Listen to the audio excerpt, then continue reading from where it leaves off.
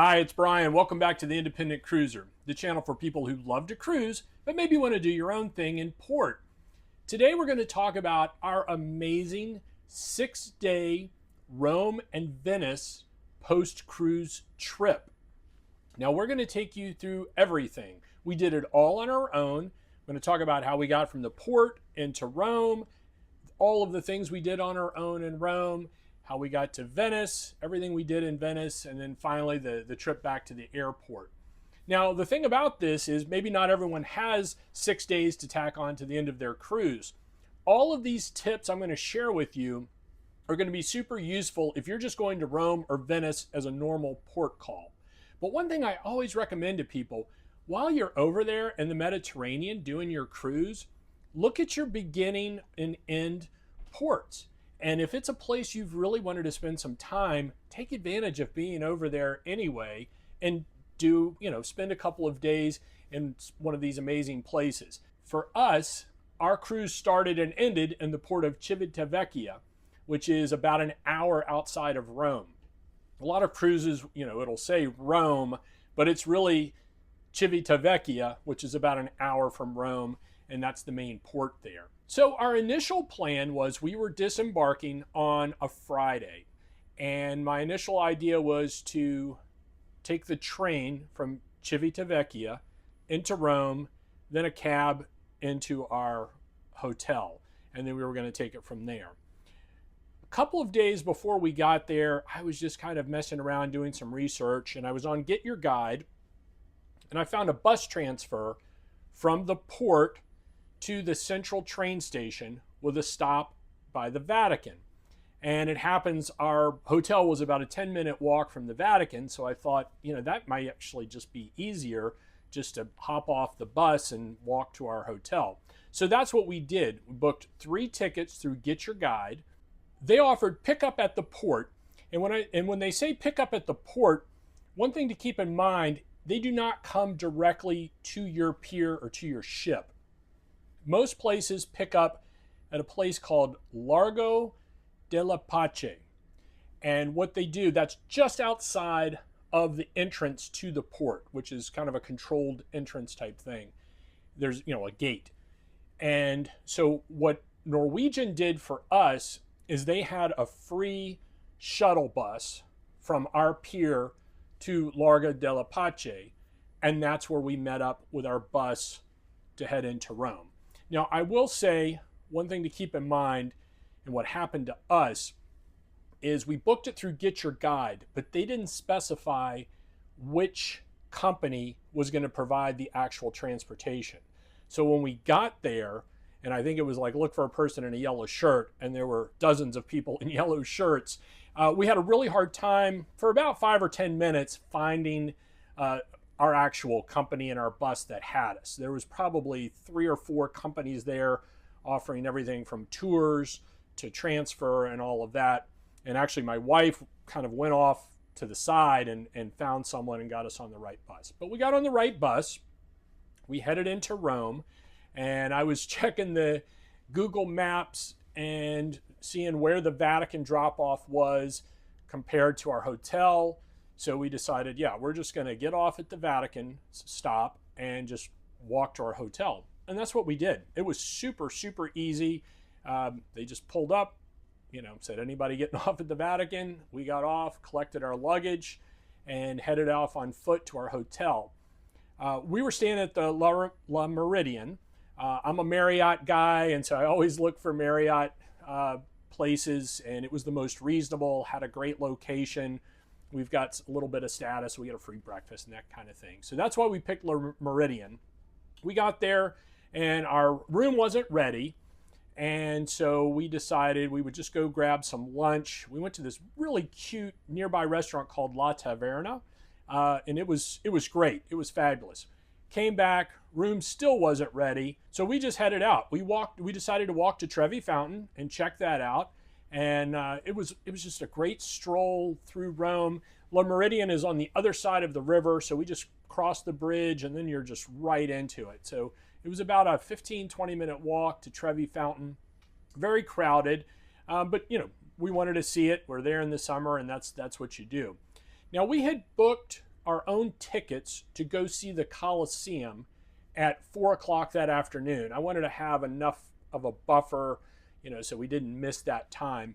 But the way they do the Colosseum tickets is, if you're doing it on your own, not through a tour, is you have to purchase your tickets for a specific time and day in advance. It's very crowded, and so that's how they control the flow of the crowd. You just can't walk up and buy a ticket at the gate and go in. You have to have a specific time that you show up.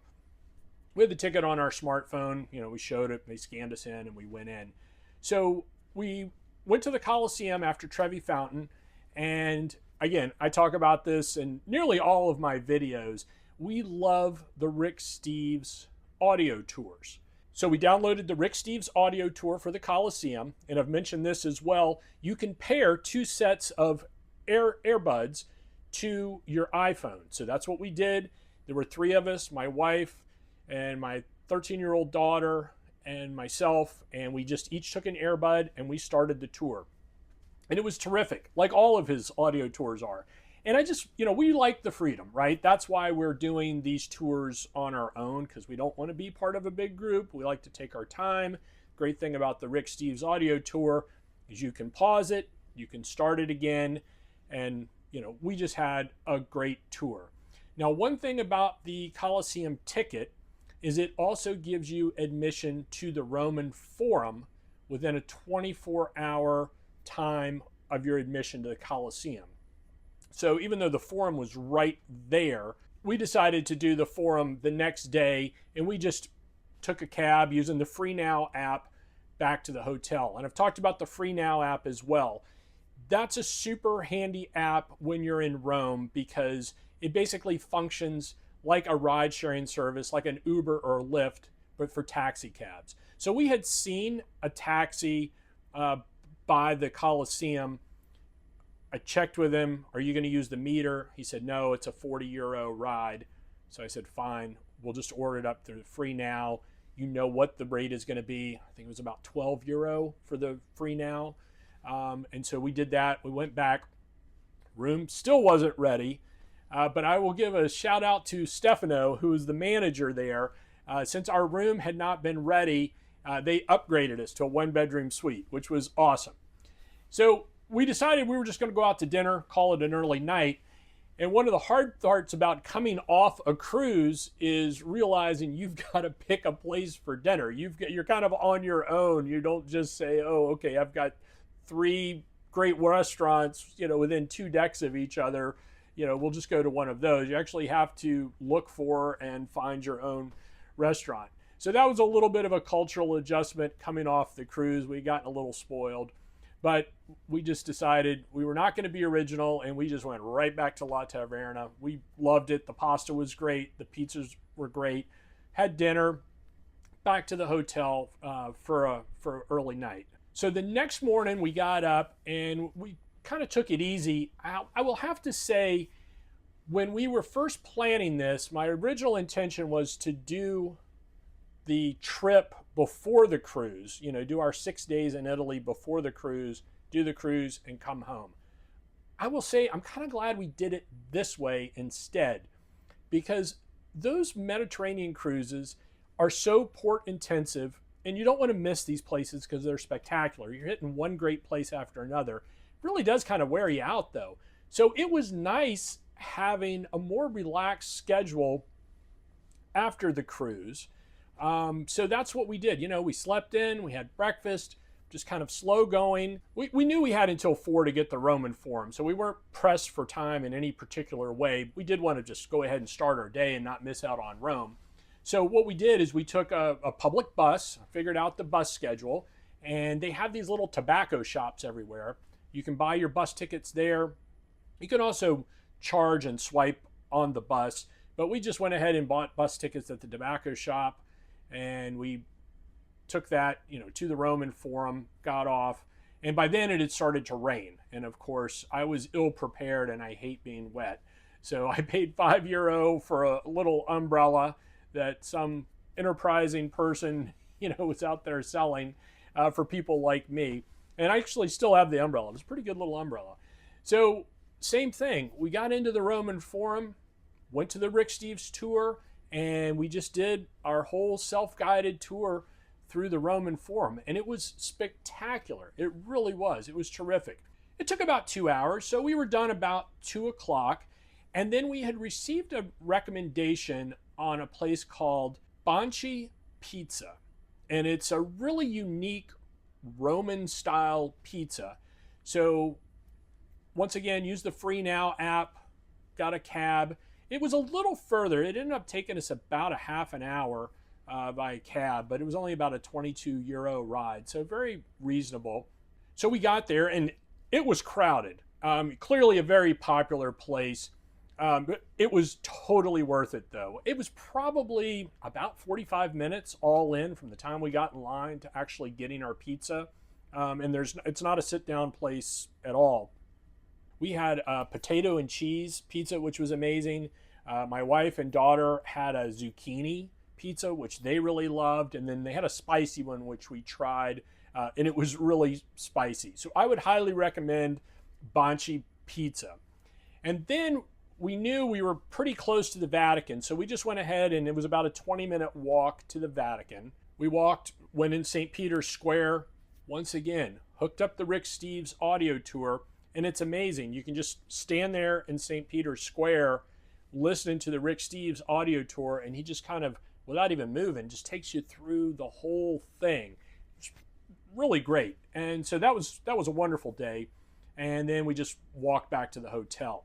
That night, we decided to go see the Trevi Fountain after dark, and that was a really cool experience. I would highly recommend that, seeing the Trevi Fountain at night.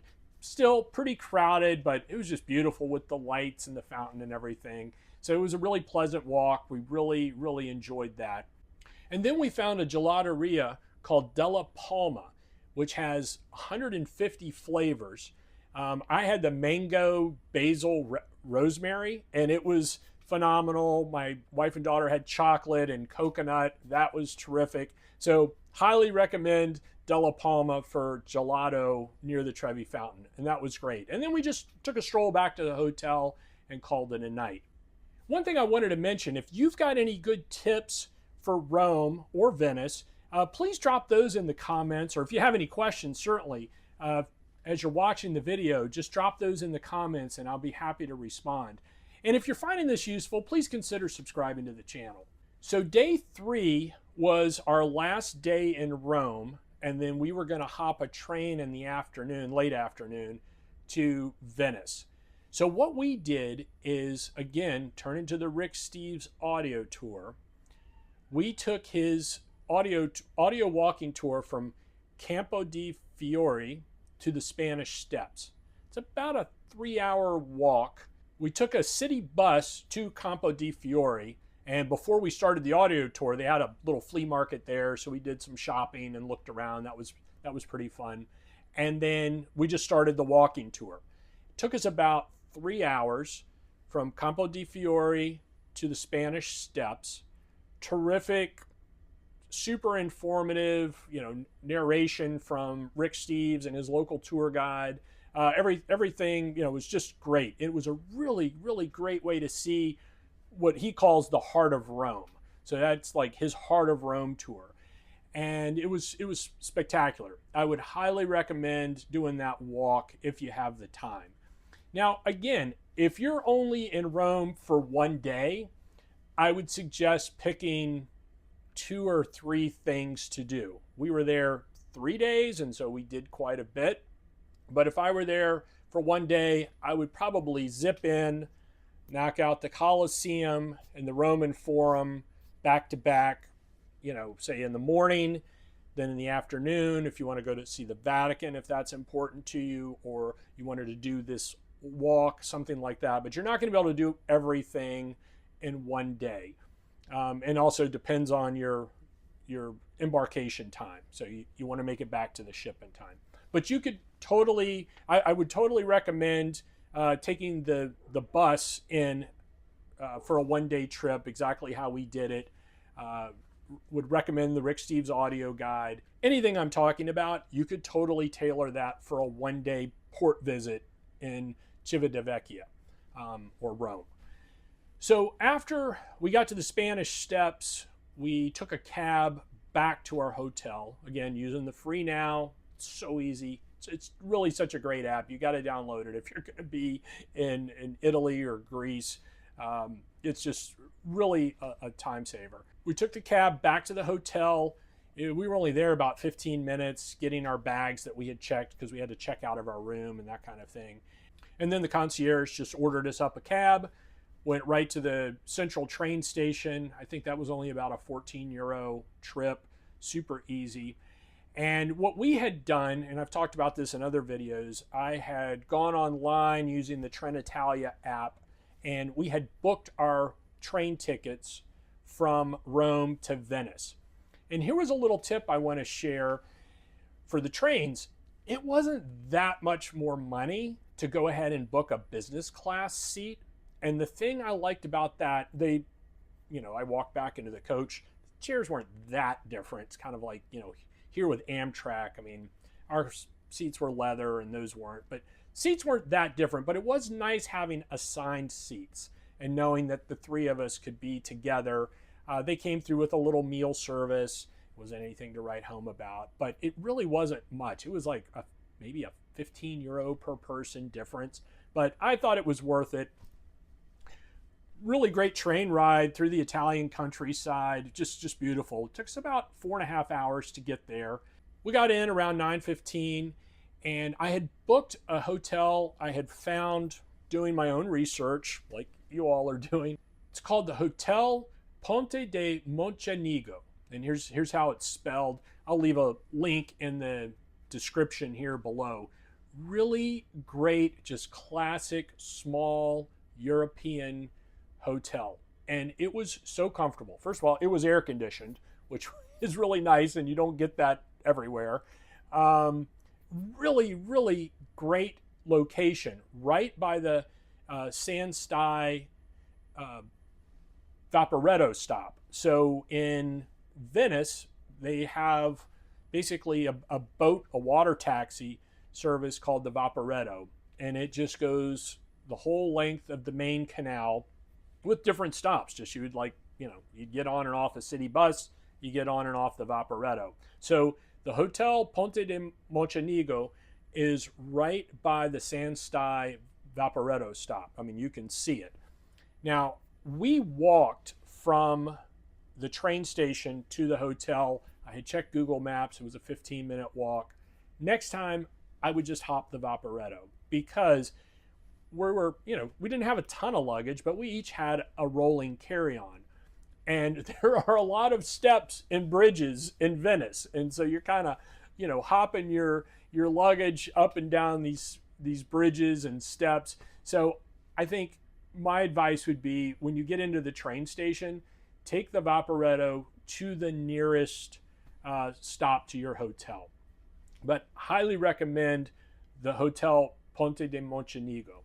So we got in, we got our room, super friendly. They had breakfast the next morning. The hotel room was great, really, really big for a European hotel. High ceilings, beautiful, very classic decorations. So we really enjoyed that. You really felt like you were somewhere, which was fun. Next morning we got up and we were going to hit it because we were only going to be in Venice 2 full days. So we got up and went to breakfast, and it was a terrific breakfast. But what was really fun is we got to watch a super soaker battle between the wait staff and the pigeons. So the pigeons would come in. It was an outdoor terrace to eat breakfast in. So the pigeons would come, bother the patrons. The wait staff would come out with a super soaker and try to get the pigeons. So that was pretty fun. So one thing my wife really wanted to do in Venice was do a gondola ride. And so we talked to the owner of the hotel. He was super, super helpful and recommended we find a gondola that spent most of his time on the back canals. He said, the Grand Canal, you can see that on the Vaporetto. It can be very, a lot of traffic and noisy and everything. You really want to find one that'll take you through all the little back canals. And he pulled out a map and he showed us 2 spots where we could try to find one that would do that route. The first spot on the map there was no one there. Went to the second one, and we found a gondola. And this guy was fantastic. And we told him what we wanted. It was 120 euro for about a 45-minute trip. So they do a longer trip and they do a shorter trip. We opted for the longer trip, which was 120 euro.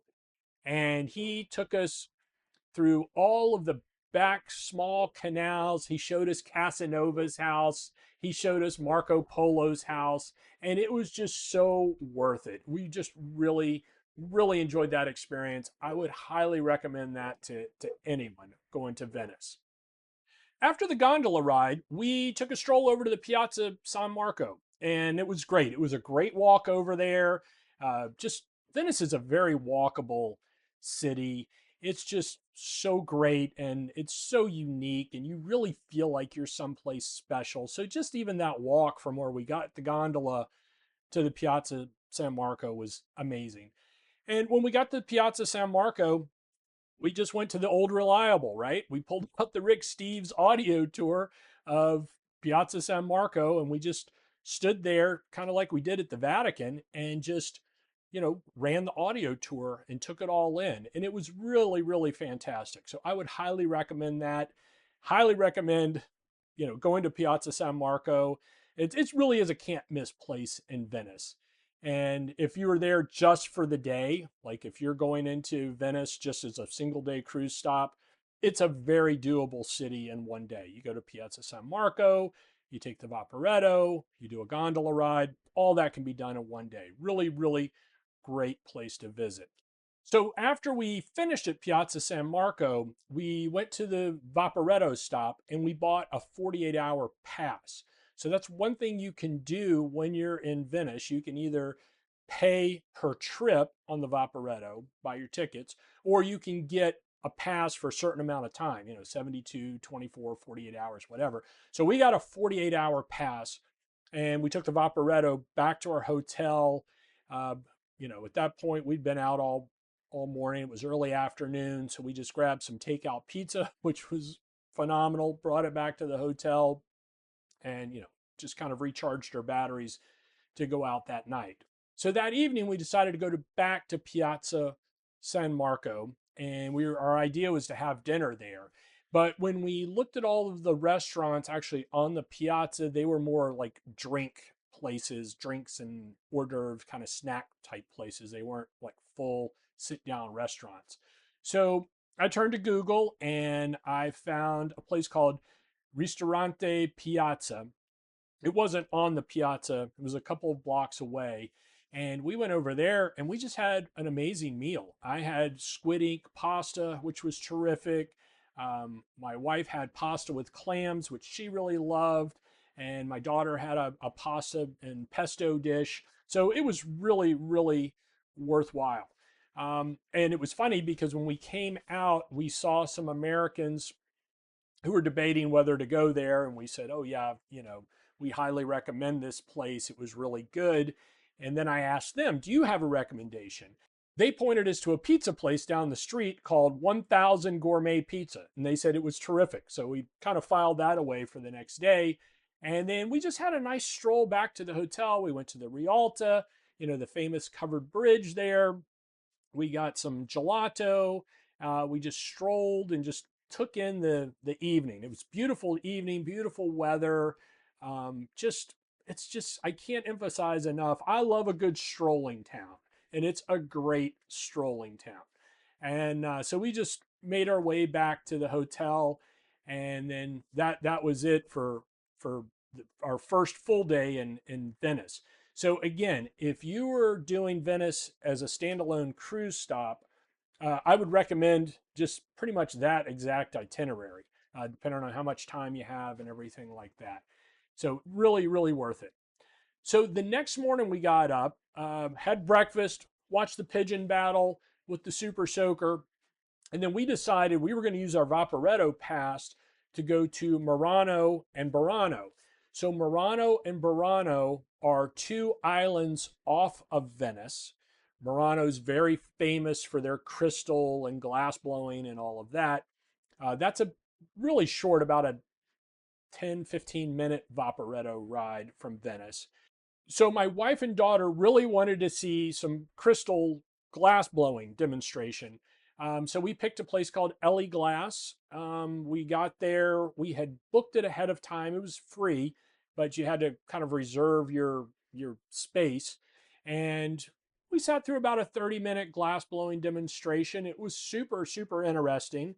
And then we went in and looked at the different glass and crystals and things they had. Very pleasant experience. There was no pressure to buy anything. We just really enjoyed seeing it and hanging out in Murano for a little bit.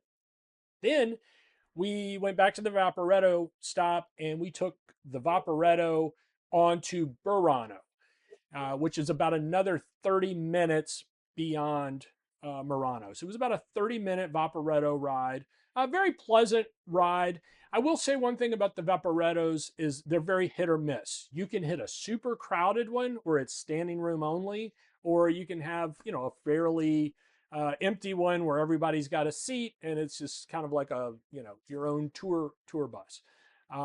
But this one was pretty, pretty empty. So we had seats from Murano to Burano, and we got there. And if you're there for more than one day, I would highly recommend a trip to Burano. Even above Murano, like if you had to make a choice between the two, if you're a little constrained by time, I would definitely go to Burano. It's a little fishing, it started out as a little fishing village. Apparently now it's really known for its lace, but it's like a small Venice with little canal running through it and all the brightly colored houses. All of the houses are super brightly colored. The legend or origin story of that I heard was it was to help the fishermen find their way back. If the weather was bad or foggy, they could see these brightly colored houses and made it easier to find their way home, which I think is kind of a cool story. But we loved Burano. Again, another great place to just stroll and relax. Did a little window shopping, walked around. We tried some different little, snacks and things like that. They had like some stuffed shrimp with crabs, kind of selling them off a little stand and some things like that. But, nothing that really stands out to me. But we really, really enjoyed that. It was a really interesting place to see. And then we had lunch there right by the canal, little restaurant. And then we headed back to Venice. And this time it was a 40-minute ride because we went straight from Burano all the way to Venice. And it was in the late afternoon, and that Vaporetto was really packed. It was standing room only for the 40 minutes. So again, depending on the time you go and which way you're headed and that kind of thing, those Vaporettos can be pretty crowded, but nothing you can't manage. So we got back to the hotel. We had a little downtime because it had been a full day. And then I would say about 6 o'clock, we headed back out. And this time we decided to do something a little different. Rick Steves has an audio tour of the Grand Canal via Vaporetto. So it's really, talk about a great inexpensive way to take a tour. Now, it starts at the very first station, and we picked it up at our station, which was like 3 down. So we just kind of found where we were on the audio tour at San Stai, and then we started it. And it's great. He'll even say, okay, you're approaching this stop, pause the tour and wait for the Vaporetto to resume before you start the tour. And it's super interesting. He, points out all of the different houses and, the families that had these big trading empires and what their palaces were like. And it just really, really a great tour. And we took that all the way back to Piazza San Marco. So one thing I will say, if you are just in Venice for a day, that's another thing to consider, particularly if your cruise port is like Trieste or Ravenna. You take the train into Venice and then get on the Vaporetto right there at the train station, start that Rick Steves audio tour of the Grand Canal, have a terrific overview of the city, and get off at Piazza San Marco and do that tour. So that would be a great easy way to do it in one day, particularly from Ravenna or Trieste if you go into a port outside of Venice. So we got off to Vaporetto at Piazza San Marco, and we were just kind of window shopping, that kind of thing, making our way. We had decided to do the 1,000 gourmet pizza. So we were just kind of making our way slowly through Piazza San Marco on our last night and headed towards 1,000 gourmet pizza. When, much to my family's delight, a bird pooped on me, which I realized that is good luck, but at the time it really didn't seem so. But everyone, it really made my wife and daughter's evening, so it was worth it in the end. So I got myself cleaned up. We went to the 1,000 Gourmet Pizza, and I would highly recommend it. It's terrific. My wife and I both ended up getting the same thing. Usually we try not to do that so we can just try, each other's stuff. But we both got the gorgonzola and walnut pizza because it sounded so good, and it was phenomenal. My daughter got a little margarita pizza. She loved it. So it was really, really great. Highly recommend 1,000 Gourmet Pizza. We got really lucky when we first got there. They said it was about a 40-minute wait, and there was a large party in front of us, and I don't know how long they had been waiting, but they decided it wasn't worth it, and they bailed, so we got right in 5 minutes. So that was a bit of luck. And so after dinner, we just took our final walk through Venice back to the hotel. We stopped, we got some cannolis. My wife saw some tiramisu, saw some mango gelato, just whatever caught our fancy on the walk back. Again, I can't stress enough how terrific Venice is for strolling, particularly in the evening when it's not as crowded and the temperature's really pleasant. Just a really, really nice place to stroll. And then it was back to the hotel. We packed up, and the next morning we hit it pretty early because we had an earlier flight. And what we did to get to the airport, we took the Alilaguna airport boat, booked our tickets online in advance, picked it up in San Stai, Vaporetto stop. It was about 25 minutes of going through Venice, picking up other passengers. And by the time we made that last stop, that thing was packed. It was just full of people and luggage. I don't know that they're going to fit anything else on there. And then it was about 15 minutes just all out across the lagoon. But really cool. There was a dock right there at the airport. Literally got off the boat, picked up our bags. We were right into the terminal. So that was super easy. And then flew home. So that was our 6-day whirlwind post-cruise trip to Rome and Venice. I really hope this was helpful for you. If it was, please give us a like on the video and consider subscribing to the channel. And once again, if you've got anything that would be helpful or you have any questions, drop those in the comments. And as always, thanks so much for watching.